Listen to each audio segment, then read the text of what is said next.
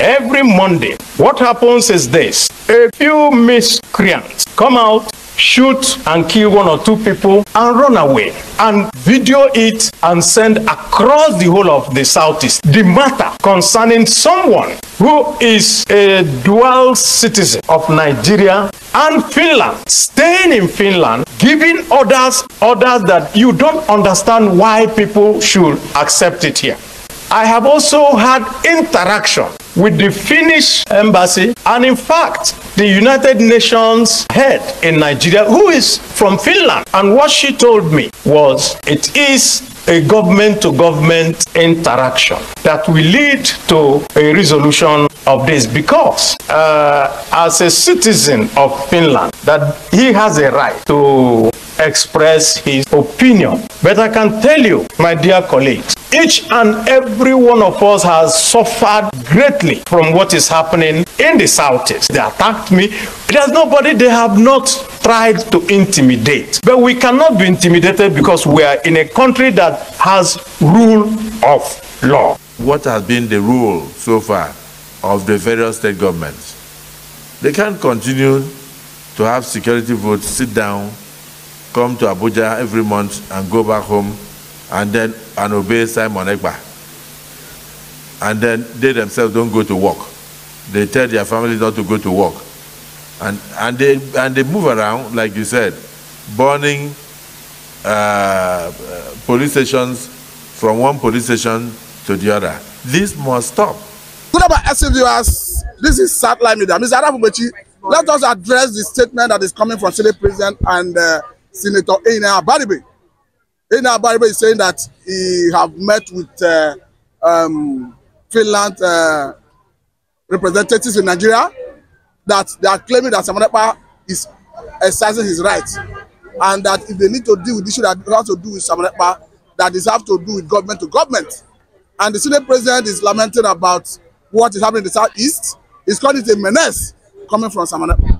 I think it's a menace, yeah, so far. We know, everybody around the world knows that Nigeria will see him as a menace, because Nigeria themselves, they are menace to the Southeasterners. The kind of things that are happening in the Southeastern Nigeria, you know, the people are receiving it with good heart, because actually they are working towards emancipation of their nation, Biafra. So I don't think it is a news anymore that Simon Ekpa is posing a serious threat to a bad country called Nigeria. I use the word BAD, bad actually, because nobody is being favored in this current situation. Nigerians are not favored. The ones that call themselves Arewa people, that's Fulani people, they are the only ones that are at the good receiving end. The others are suffering there in the north and other tribes. The Igbos are the Southeasterners. All aggression in Nigeria, all hard policies in Nigeria, everything that Nigerians are planning against the Igbos, the Southeasterners are the ones receiving it at the end. Go to the Southeastern Nigeria, you will see any presence of Nigerian project, federal project in that place. If they like, that you can meet the Prime Minister. You know, and God's will, that you go and meet Finland Prime Minister, not the diplomat, Finnish diplomat in Lagos or Abuja now. I mean the person that is in charge of Finland. That you can meet him. It should be nation versus nation. Nigeria versus Finland. From there, they will take it to United Nations. Let Antonio Guterres, Guterres, that has turned his back on Biafra issue since inception, since he resumed office almost 4-5 years ago. The Secretary General, anytime issue of Biafra, anytime petition comes to his table, he will turn it down, because Aisha Mohammed, the Fulani woman, is the permanent secretary to Antonio Guterres, the former Portuguese Prime Minister. You see, I'm an Igbo man, I don't care. You see, Simon Ekpa is doing all he could to make sure that Igbo man emancipates. Emancipation of Biafra nation. I'm an Igbo man, I'm not happy with what I'm going through here. I keep on paying and paying Nigeria, paying tax indirectly, paying tax directly, paying. Is Nigeria paying to me? Any electronic transaction I do now, I pay. I withdraw money from the bank, I pay. I do some transaction, they transfer money to me, federal government will remove my money. So what are you saying? As an Igbo man, I'm tired of the country. And let me tell you, the people of the southeastern Nigeria, they are tired of the country. Virtually every essential commodities, every home wares, everything that Southeasterners are using today as a region in Nigeria are being manufactured by the Southeasterners. Now, listen. The axis from where things will be, coming in from abroad into Southeastern Nigeria is on there. Port Harcourt Seaport, Warri, Akwa Ibom, Calabar. They are not operational. They are not functional. They are not working. They only allow a papa here. So that Igbo man will be pressed down more. So that Igbo man will suffer it more. So that commerce and industry will not proliferate, move on well at that region. To the detriment of Igbo man. Okay, listen, we are not feeling well. See, Senator Enyene Baribe, Ababio, Amwewu, they should go to Finland and meet Finnish president so that maybe they can have round table talk. Everybody has right to determine where he should belong in life, geographically and otherwise. Listen and listen good. I want us to look at the reaction of Simon Ekpa that he's not bothered about all this. Why should Simon Ekpa bother? He's a Finnish citizen. He's living there. He worked there.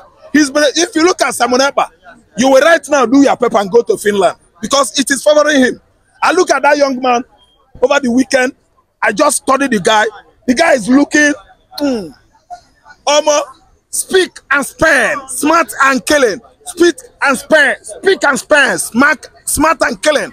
That is Simon Ekpa's appearance. Come on. I don't have enough adjective to qualify how or tell the whole world how sweet looking is Simon Ekpa. Speak and span, smart and killing. The guy is living big. What's up with Nigerians? Do we look like Simon Ekpa? Okay, now let's look at he's healthier looking than anybody that lives in this contraption. No, I want us to wait. What is your president doing in London? What is he doing? Apart from that, he was going to somewhere. Apart from that, let us look at taking medical attention in London. They are telling you that your president went to enjoy himself in London. Let us look at the hope of Nnamdi Kanu after. Let us look at the fate of Nnamdi Kanu after the judge hand off her hand from the case. What is the way forward? The way forward is that Nnamdi Kanu has no case to answer. Anytime from now, they will let him off the hook. He will be free from the kidnappers' den. DSS facilities there is kidnappers' den because they abducted him from Nairobi, Kenya. He did not go there through the normal document. He did not go there after being arrested, that maybe he committed crime or whatever. He was kidnapped, abducted. So what are we saying? We understand He's that. He's gonna come out. I don't want to blow. No, what I'm trying to say is this. There's nothing like court process in Nigeria. No, I'm not talking about court process. I'm saying that before now, the government and the legal team were trying to reach a compromise for a political solution. Do you think it's something that will still continue? Political solution isn't it? Letting him off the hook is it? Someone abducted, kept in captivity for almost 4 years. By who? Faceless people. Nobody's claiming responsibility now. Kenya said they don't know. They don't know what happened. What transpired at Nairobi airport? Kenya don't know.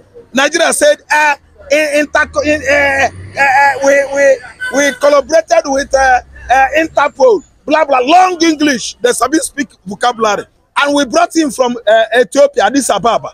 Oga Nnamdi Kanu said he was being abducted from Nairobi. That was how the whole world knew that actually Nnamdi Kanu was intercepted at Nairobi airport by some persons that colluded with Kenya government and rendered him back to Nigeria. That administration of Buhari could not tell the whole world how they brought about that man into Nigeria. Nobody is saying the truth in Nigeria. So myself as an analyst,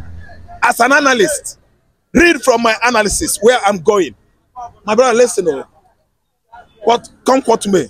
Nnamdi Kanu is illegally kept there. Court has freed him. No hope for any common man in Nigeria bordering on the axis of judiciary. When you have a case, pray your God so that God will set you free. It is not Nigerian court Nigerian question I was asking is now a puppet. Nnamdi Kanu has been languishing in jail for something months now. Nobody's doing anything about it. So the question I was asking is this: do you think with the latest development, if perhaps a new judge is assigned to the case, that his legacy will continue with the trajectory of political solution? Which trajectory for political solution that is going to have head when the people in charge are as adamant as stone? They don't have human feeling. They are not sensitive. They tell you A today, tomorrow they will tell you F. What happened is that Nnamdi Kanu, God is going to set him free, or when the Holy Ghost decides. If the Holy Ghost decides, Nnamdi Kanu should go out. You should come out of that place. May I suggest sit here in front of camera? No. I know what to say. But let me tell you, if there is a seat at home in Anambra Imo, Enugu Abia, and the Ebonyi State, and the Holy Ghost in Lagos State decide to lock their chop down, the Holy Ghost businessmen in Kano decide to do same. Kaduna, KB, Adamawa, all over Nigeria, everywhere shut down by the Igbos. Nnamdi Kanu will fly out of the cage, not only coming out. The Igbos have not decided yet, if you ask me, for Nnamdi Kanu to come out. Thank you very much, Mr. Arabu.